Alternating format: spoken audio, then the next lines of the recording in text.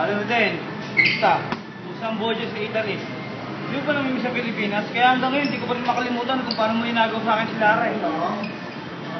Alam mo yun, di ba? Inalom ako ng maraming beses sa boxing. Kaya napagpasayo si Lara ngayon. Siyempre, ganun pa man, tinanggap ko ang pagkatalo ko bilang isang maginoo at bilang isang sports na lalaki. At siyempre, binabati ko si Paring Nora dyan sa Roma. Higit ka palagi dyan, Paring Nora. Lagi mo tandaan, mahal na mahal ka namin. Paring Minik, laging lasing na yan. Di dati dito nagiinom eh. Kaya nagiinom na. Yakult, Gatorade. Laging lasing umuwi. Ingat kayo palagi dyan ha.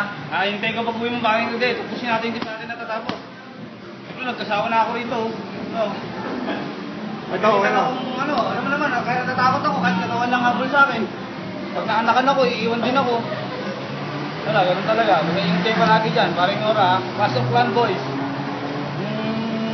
Jacket daw ni Minik, hinintay niya.